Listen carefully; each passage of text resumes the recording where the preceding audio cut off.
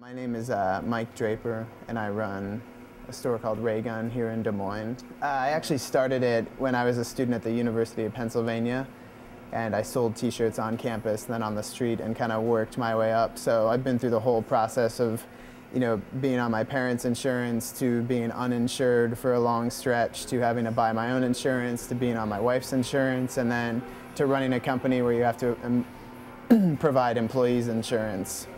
We all have individual policies here, and I think anybody who's ever actually gone to the doctor and received a bill where you could have charges up to $1,000 of miscellaneous hospital charge, anything like that, you start to realize that the health industry doesn't really work like any other practical industry. I don't think we've ever sent anybody a bill that says miscellaneous t-shirt charge for $1,000. If that happens, you call and get an explanation of exactly what that charge was. The shirts cost X, the ink costs Y, the labor costs Z.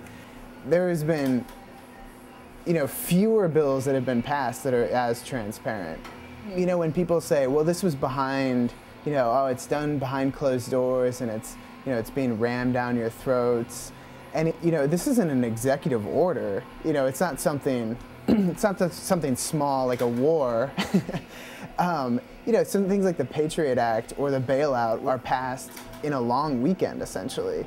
Goldman Sachs is able to switch from a major bank into an FDIC, from an investment bank into an FDIC bank, literally over a weekend. This healthcare debate has been going on since last May, with a whole summer of town hall meetings with 3 different bills. I've talked to Grassley about it before, and when I had a discussion with him, I told him that I didn't really understand. I didn't really understand his opposition to it, or the whole thing just didn't make sense. I don't think there's ever been a single issue I've heard him say more blatantly incorrect things about that he knows are incorrect and are so, like the pulling the plug on grandma was one of the most bizarre things of why would you even say that? It's not true, and the loons in your party are the only ones who actually believe it. So it's been sad to watch, but it's been good now that it's passed.